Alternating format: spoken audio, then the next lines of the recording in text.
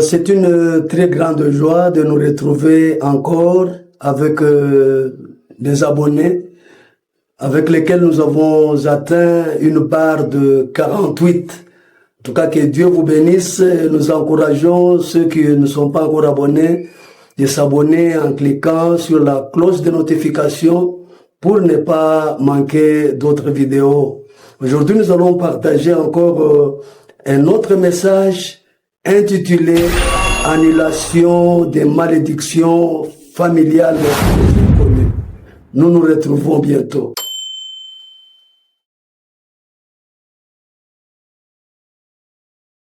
Merci bien-aimés, comme nous avons dit tantôt, nous avons le texte d'inspiration qui est dans les livres de Chroniques 4, 9 à 10. Il stipule ceci: Jabet était plus considéré que ce frère. Sa mère lui donna le nom de Jabet en disant, c'est parce que je l'ai enfanté dans la douleur. Jabet invoqua le Dieu d'Israël en disant, si tu me bénis réellement, si tu agrandis mon territoire, si tu es avec moi, si tu éloignes de moi le malheur pour m'épargner la souffrance. Et Dieu lui accorda ce qu'il avait demandé. Ici, vous voyez, Jabet, on nous dit qu'il était le plus considéré par rapport à ses frères. Mais qu'est-ce que l'on remarque? Il était plus considéré, mais il n'était pas béni. Il n'était pas béni, pourquoi? Parce que sa mère, quand elle l'a enfanté, elle lui a donné le nom de Jabet, qui avait une signification maléfique. Une signification maléfique. Le fils considéré n'était pas béni. Donc, il a fallu un temps, quand l'enfant a grandi, vous voyez, dans la famille, quand tu es considéré, c'est-à-dire tes frères et sœurs, tes amis pensent que c'est toi qui peux faire quelque chose pour eux. Mais malheureusement, tu n'y arrives pas. Mais tu es le plus considéré. Alors, comme il en était ainsi, Jabet a pris une décision. Il a pris une décision de chercher l'Éternel. Parce qu'il n'avait pas compris. Il est dans la famille, considéré, mais non béni. Comme toi aujourd'hui, tu es dans ta famille, tu es dans le travail, tu es considéré par tes chefs, mais ce sont les autres qui sont promis, mais le plus considéré, c'est toi. Alors Jabet est allé en présence de Dieu, il a parlé à Dieu. Il a dit, si tu me bénis, si tu me bénis réellement, et si tu agrandis mon territoire, si tu es avec moi, là, quand vous voyez très bien, il arrive, si tu m'épargnes du malheur et de la souffrance, il met 3 points de suspension. Il ne nous dit pas ce qu'il devrait faire avec Dieu. Les 3 points de suspension qu'on met là-bas, donc nous cache ce que Jabet avait dit de faire à Dieu. Parce que c'est Dieu, c'est le Dieu de partenariat. Donc c'est un Dieu de partenariat. Donc dans son partenariat, quand il a parlé, Dieu lui accorda. Puisqu'on met 3 points de suspension, et puis on dit Dieu lui accorda ce qu'il avait demandé. Donc aujourd'hui, il faut être dans les partenariats avec Dieu pour supprimer certains malheurs prononcés à des endroits où toi tu n'étais pas là. En famille, on avait mal parlé, mais toi tu es le plus considéré, mais tu n'avances pas. Donc il faut chercher l'Éternel. Quand vous cherchez l'Éternel, alors vous allez découvrir que c'est le Dieu de partenariat. Il est le Dieu de partenariat. Donc c'est quelque chose de similaire avec Genèse 35, donc 35, 16. Qu'est-ce qu'il a dit, Jacob? Il a dit ceci. Jacob donna le nom au lieu où Dieu lui avait parlé. Ils partirent encore dans une certaine distance jusqu'à Ephrata. Lorsque Rachel accoucha, il eut un accouchement pénible. Et pendant que les douleurs de l'enfantement, la sage-femme lui dit, ne crains point, car tu as encore un fils. Comme elle allait rendre l'âme, elle était mourante. Elle lui donna le nom de Ben-Oni. Mais le père qui était présent là-bas, Jacob, le père l'appela Benjamin.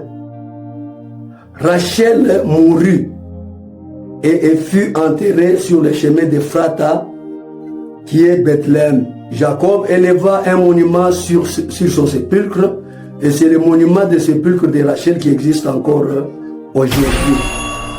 Vous voyez que Rachel, dans la douleur, il donne un nom de Ben-Oni. Mais Jacob, en tant qu'un homme de foi, il dit non, mon fils ne peut pas être Ben-Oni. Il donna le nom de Benjamin. Donc il lui donne un nom de bénédiction. Mais pour toi, il n'y avait peut-être personne pour intervenir. Pour Jabet, il n'y avait personne pour intervenir. Mais comme il avait remarqué, il avait constaté, il a commencé à chercher Dieu. Il a cherché Dieu. Il a fait un partenariat avec Dieu. Et même Jacob avait fait un partenariat avec Dieu. Comme il avait fait un partenariat avec Dieu quand il fouillait son grand frère Ésaïe. Au verset 20, Jacob fit un vœu. Il fit un vœu. Si Dieu est avec moi, s'il me protège au cours de mon voyage, s'il me fournit de quoi manger et me vêtir, si je reviens sain et sauf chez mon Père, alors l'Éternel sera mon Dieu. Cette pierre où j'ai dressé comme stèle deviendra un sanctuaire de Dieu. Et je t'offrirai le 10e de tous les biens que tu m'accorderas. Donc à cause de ce partenariat, Dieu ne pouvait pas accepter les malédictions prononcées par la maman qui a accouché. Puisque la maman qui a accouché a donné le nom de Ben-Oni. Mais Dieu s'est souvenu du partenariat que Jacob avait fait il y avait des années. Il s'est souvenu du partenariat. Il dit non, moi je dois prendre Jacob comme partenaire. Donc les malédictions que sa mère vient de prononcer sur Benjamin n'auront pas lieu. Donc toi aussi, aujourd'hui, donc tu es dans le droit de chercher à annuler les malédictions qu'on avait prononcées sur toi à ton insu, dans ta famille ou n'importe où. Il y a des gens qui maudissent les gens en route. Maintenant que tu es dans le Seigneur Jésus-Christ, cherche maintenant la face de Jésus-Christ pour annuler tout ce qu'on avait prononcé contre toi. Dieu va étendre, puisqu'il avait demandé qu'on étende même son territoire. Qu'on étende son territoire. Donc c'est comme qui dirait, ils étaient dans des espaces contigus.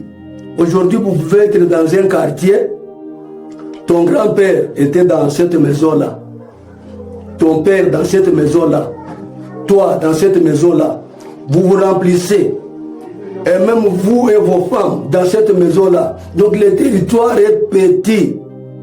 C'est ce qui provoque des souffrances, la sorcellerie, la haine, la rancune.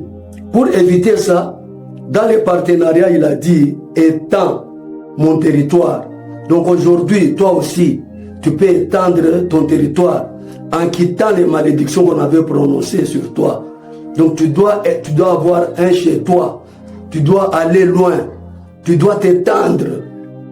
Dans Ésaïe 54, 2, on nous dit, étend l'espace de ta tente. Ça, c'est Dieu. Il ne faut pas rester, vous êtes entassés là, ce n'est pas correct.